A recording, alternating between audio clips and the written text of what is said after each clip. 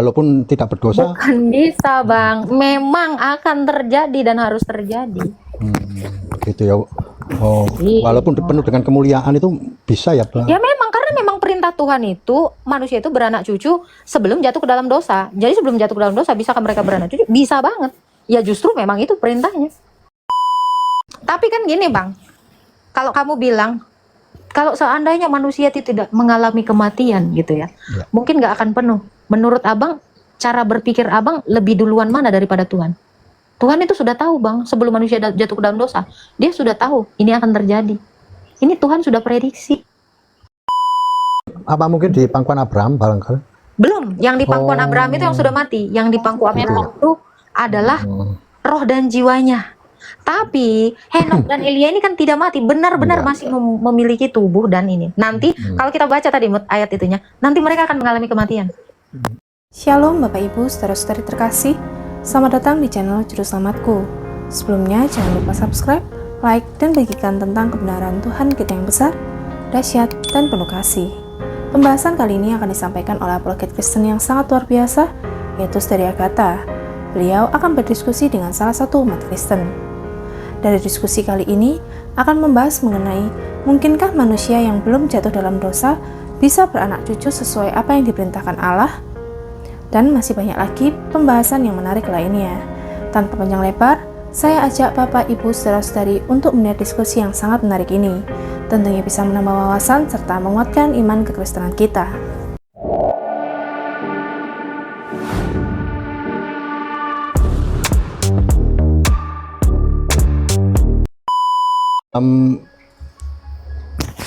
Penciptaan manusia itu kan pada awalnya manusia itu suci ya, kudus, ada apa, cahaya ilahi ya. Terus habis itu Allah memerintahkan untuk beranak cucu. Mungkinkah manusia yang belum jatuh dalam dosa itu beranak cucu? Itu aja Kak, mohon penjelasannya. Mungkinkah manusia yang belum jatuh dalam dosa itu bisa beranak cucu sesuai dengan perintah Allah? Ya bisa lah, kan udah diperintahkan. Sebelum mereka jatuh ke dalam dosa, mereka sudah diperintahkan itu. Waktu mereka beranak cucu sudah jatuh dalam dosa. Makanya firman Allah sekali itu tidak bisa dicabut lagi, karena sekali dia mengatakan beranak cuculah, penciptaan itu mengalami repetisi gitu. Makanya itu nggak bisa. Jadi karena Adam dan Hawa sudah jatuh dalam dosa, maka anak-anak yang dilahirkan, cucu-cucu yang dilahirkan oleh Adam dan Hawa itu juga menerima dampak dari dosa itu. Bisa karena itu memang perintah Tuhan. Kalau sudah Tuhan berfirman seperti itu, ya itu harus terjadi. Masalahnya kan gini Kak, waktu itu perintahnya kan manusia belum jatuh dalam dosa. Lah itu kan nggak bisa ditarik Tuhan, itu berlaku terus. Seandainya manusia tidak jatuh dalam dosa gitu, itu tetap terjadi dong. Gimana sih? Itu tetap terjadi. Oh bisa ya, walaupun tidak berdosa. Bukan bisa, Bang. Memang akan terjadi dan harus terjadi. Begitu ya. Oh, walaupun penuh dengan kemuliaan itu bisa ya, Bang? Ya memang, karena memang perintah Tuhan itu manusia itu beranak cucu sebelum jatuh ke dalam dosa. Jadi sebelum jatuh ke dalam dosa, bisakah mereka beranak cucu? Bisa banget. Ya justru memang itu perintahnya. Tapi kan sejak semula gitu. Tapi kan nggak ada birahi, Kak. Gimana? Kata siapa? Gak ada birahi. Karena memang Tuhan kan bilangnya gini, baiklah kita menjadikan manusia ini, coba buka Mut, kejadian 1 Mut, ayat 26 sampai 28. Baiklah kita menjadikan manusia menurut gambar dan rupa kita, supaya mereka berkuasa, ya memang, atas ikan-ikan di laut, burung-burung di udara. Memang manusia ini disuruh memang untuk memenuhi seluruh bumi ini, disuruh menjadi penguasa. Gitu. Baca. Baiklah kita menjadikan manusia menurut gambar dan rupa kita, supaya mereka berkuasa. Mereka. Padahal yang diciptakan itu satu. Dari satu menjadi banyak. Itu. Jadi memang Tuhan sudah berfirman untuk itu. Sejak semula mau jatuh ke dalam dosa ataupun tidak jatuh ke dalam dosa, manusia itu memang harus berkuasa atas bumi ini. Itu tujuan Tuhan. Itu yang pertama, makanya dikatakan baiklah kita menjadikan manusia menurut gambar. Jadi pertama sekali manusia itu menerima dari gambaran Tuhan Yesus. Lalu dan rupa. Nah, rupa Allah itu adalah Kristus. Nanti setelah mencapai rupa Allah, ya manusia itu akan hidup seperti malaikat. Seperti Kristus juga. Tidak lagi beranak cucu. Jadi di kehidupan yang akan datang setelah kebangkitan daging, ya hidup kekal itu, manusia udah sebanyak itu dan tidak akan kawin dan tidak dikawinkan lagi. Karena sudah mencapai rupa Allah gitu. Karena tujuan Allah adalah manusia diciptakan mencapai rupa Allah, bukan hanya gambarannya saja. Gitu. Ada yang mau ditanggapi Bang Ujair? Oh ya gini, waktu sebelum kejadian itu kan manusia sudah mencapai rupa Allah, ya kan? Belum. Baru gambarannya saja. Tadi saya bilang. Baiklah kita menjadikan manusia menurut gambar dan rupa kita. Diciptakannya lah manusia menurut, coba baca Mut, ayat 27-nya Mut. Nah ini lebih spesifik lagi. 27-nya. Gambar saja dulu, nanti baru rupanya. Tujuan Allah itu sejak awal gambar dan rupa. Setelah diciptakan baru sampai gambarnya aja. Ayat 27.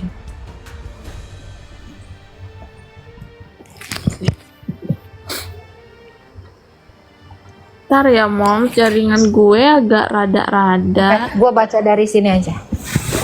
Nih udah ada. Silakan. 27. Maka Allah menciptakan manusia itu menurut gambarnya. Menurut gambarnya diciptakannya laki-laki dan perempuan. Baru mencapai gambar Bang. Tujuan Allah itu yang ayat 26, gambar dan rupa. Jadi ketika Adam dan Hawa itu sudah ada, itu baru gambaran Allah. Rupa Allah itu nanti. Mencapai rupa Allah itu nanti setelah kita semua ya diubahkan tubuh kita menjadi tubuh yang sama seperti Kristus. 1 Petrus 1 ayat 4. Gitu Bang. Ada yang mau ditanggapi Bang Ujair? Oh, begini. Berarti sebelum jatuh dalam dosa itu kan tidak ada kematian ya? Tidak ada. Tidak ada kematian, tapi belum ada, bukan tidak ada, belum ada. Karena akan ada gitu. Okay. Belum ada kematian, tapi bisa beranak cucu. Belum ada kematian, tapi bisa beranak cucu kan? Memang manusia. Itu tujuan Allah. Iya. Memang itu tujuan Allah. Nah, kemudian kan hidupnya kekal semua ini Kak. Terus hidupnya bukan kekal Bang, hidupnya itu abadi. Abadi semua. Kan nanti nggak cukup itu buminya itu kan. Nggak cukup apa? Kalau manusia terus beranak cucu, sedangkan dia kan abadi, nggak ada batasnya kalau gitu nanti. Loh, kalau abang bilang, bentar Mut, kalau abang bilang ya, itu nanti nggak akan penuh. Abang kira itu masih banyak tuh, Alaska sana pun belum ada. Abang mau di sana? Itu satu. Tapi bukan itu ya Bang. Tapi bukan itu, poinnya adalah apakah mungkin Tuhan tidak memprediksikan bumi ini untuk disinggahi? Abang tahu ada banyak planet lain yang diciptakan Tuhan? Ya. Nah, ini juga membuat kemungkinan bahwa nanti pun kalau memang nggak cukup, Tuhan udah sediakan yang banyak. Dan jangan khawatir Bang, boro-boro Abang mengkhawatirkan nggak cukup ya Bang ya. Ya, jangan sampai ke sana. Sorga nanti pun ya Abang itu nggak akan bisa menilainya seperti apa luas gitu. Tapi kan gini Bang, kalau kamu bilang kalau seandainya manusia itu tidak mengalami kematian gitu ya, mungkin nggak akan penuh. Menurut Abang, cara berpikir Abang lebih duluan mana daripada Tuhan? Tuhan itu sudah tahu Bang, sebelum manusia jatuh ke dalam dosa, dia sudah tahu ini akan terjadi. Ini Tuhan sudah prediksi. Jadi abang jangan mengkhawatirkan yang tidak menjadi bagian. Itu sih saran saya. Ya, oke. Oke. Nah, terus ada lagi yang menjadi ganjalan. Ya ini mengenai di kitab Daniel 7 kalau kayak 7:13 itu. Tapi yang itu tadi udah selesai Bang, Ya. bukan dengan andai-andai. Bisa. Nah, karena kan abang kan pertanyaannya berandai-andai. Sementara nyatanya di dunia ini manusia udah jatuh ke dalam dosa, Betul. tapi andai-andai Anda kan nggak kesampaian Iya. gitu loh. Nah, karena kita ini hanya bisa berandai-andai, namun Tuhan itu melihat ke masa depan. Iya. Silakan, Daniel berapa tadi? Kalau nggak salah sih Daniel 7 ayat 13 kalau nggak salah. Yang dilihat yang lanjut usia itu kira-kira siapa ya? Ya, Kita buka Mut. Ini penglihatan Nabi Daniel tentang Tuhan ayat Yesus. berapa tadi? Ayat 13-14. Iya, betul Pak. Karena ini hafal banget sih aku ayat ini. Ya, Daniel 7. Penglihatan Nabi Daniel itu. Ayat 18. 13. Dari 13. 18 Pak. 7 13 14 ya. 13-14. Aku Dan aku melihat. melihat dalam penglihatan malam itu, nampak datang dengan awan-awan dan langit seorang seperti anak manusia. Datanglah ia kepada yang lanjut usianya itu dan ia dibawa ke hadapannya. Lalu diberikannya kekuasaan dan kemuliaan dan kekuasaan sebagai raja. Maka orang-orang dari segala bangsa.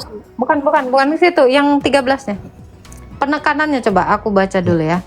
Aku terus melihat dalam penglihatan malam itu, tampak datang dengan awan-awan dari langit seorang seperti anak manusia.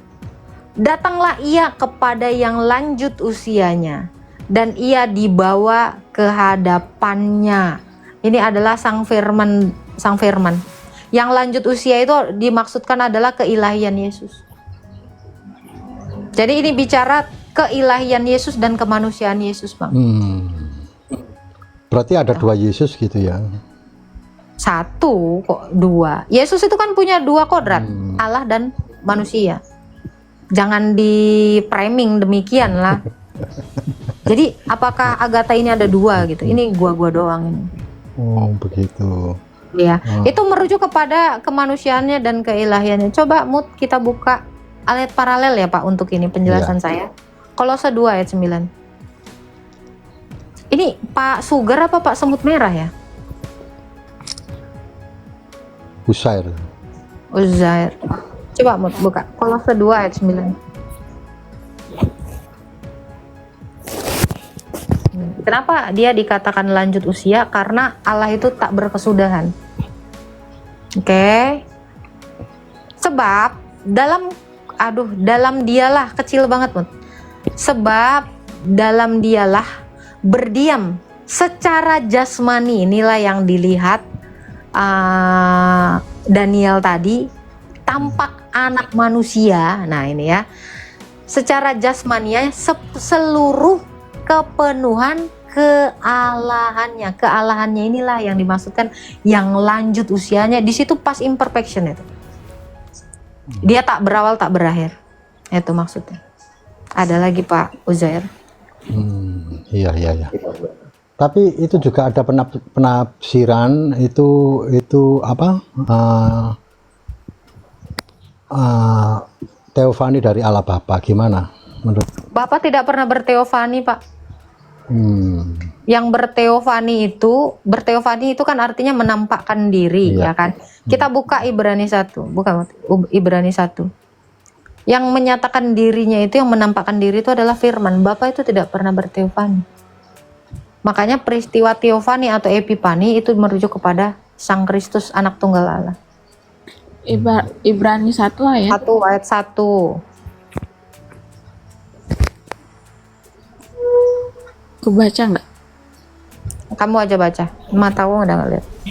Setelah pada zaman dahulu Allah berulang kali dan dalam berbagai cara berbicara kepada nenek moyang kita dengan perantara nabi. Maka pada zaman akhir ini ia telah berbicara kepada kita dengan perantara anaknya yang telah ia tetapkan sebagai yang berhak menerima segala yang ada. Oleh Dia, Allah telah menjadikan alam semesta. Ia adalah cahaya kemuliaan Allah dan yang berwujud. Oke. Nah itu. Jadi yang berteofani, yang menampakkan diri kepada semua nabi-nabi itu adalah Sang Firman. Yohanes 1 ayat 18.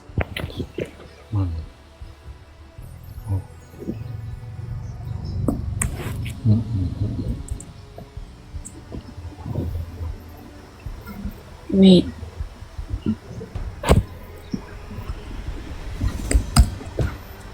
Tidak seorang pun. Itu jaringan.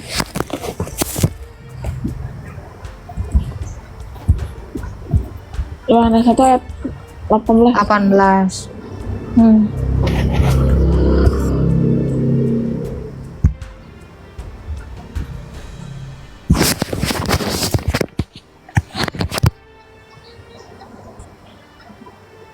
Tidak seorang pun yang pernah melihat Allah, tetapi anak tunggal Allah yang ada di pangkuannya, dialah yang menyatakannya. Jadi Allah itu dinyatakan oleh Firman, anak tunggalnya, Yesus, sebelum dia mengambil rupa manusia dalam rupa teofani atau epifani. Gitu, Pak.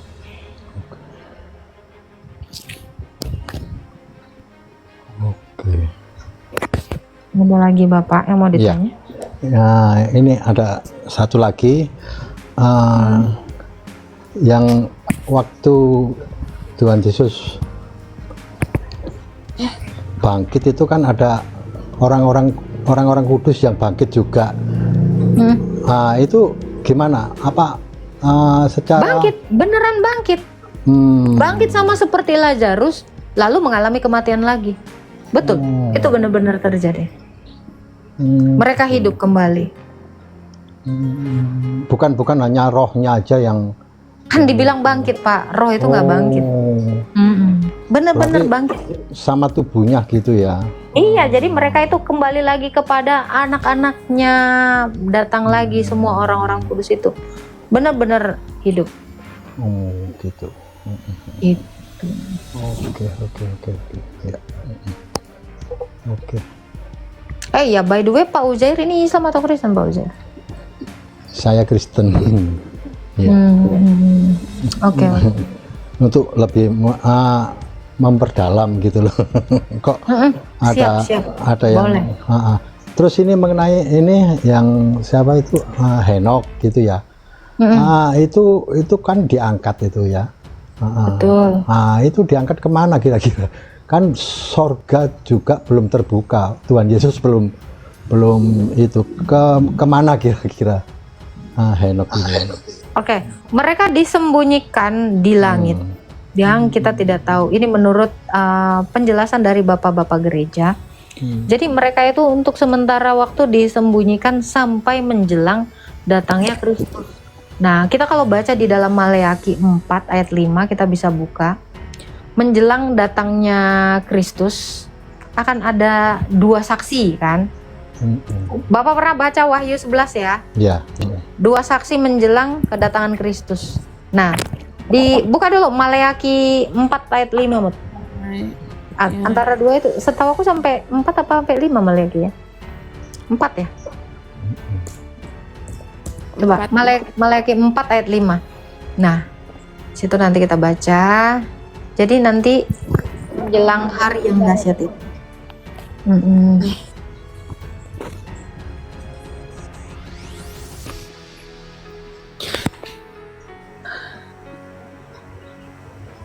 Aku akan mengutus Nabi Elia kepadamu menjelang datang hari Tuhan yang besar dan dahsyat itu.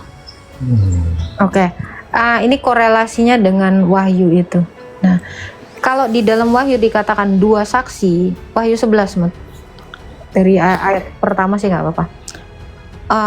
Kalau dikatakan di situ, nah 2 saksinya ini punya kuasa untuk menutup tingkap-tingkap langit. Betul kan? Di Wahyu kita lihat. Nah, yang punya kuasa ini kan Elia. Coba baca Mut. Dari ayat 1. 2 saksi Allah itu judulnya tuh. Nggak ada? Ya, judul 2 saksi Allah. Oke, baca. Kemudian diberikanlah kepadaku sebatang bulu seperti Coba dari tongkat, ayat 3 langsung. dan aku akan memberi tugas kepada 2 saksiku supaya mereka bernubuat sambil berkabung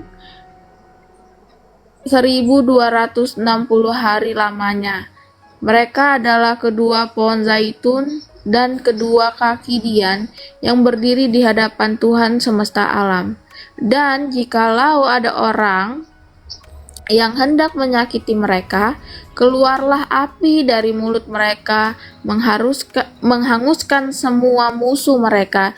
Dan jikalau ada orang yang hendak menyakiti mereka, maka orang itu harus matong secara itu. Mereka mempunyai kuasa menutup langit, supaya jangan turun hujan. Oke. Di situ dikatakan punya kuasa menutup langit. Pasti Pak Uzair tahulah ayat yang mengatakan bahwa Elia punya kuasa itu kan, menutup langit dan membuka langit. Nah, berarti dengan siapakah Elia bersama satu saksi Allah lagi? Itu tadi yang dimaksud dengan kedua pohon zaitun dan kaki dian itu yang dimaksud adalah Henok dan Elia. Itu. Jadi mereka berdua inilah, karena mereka belum mati.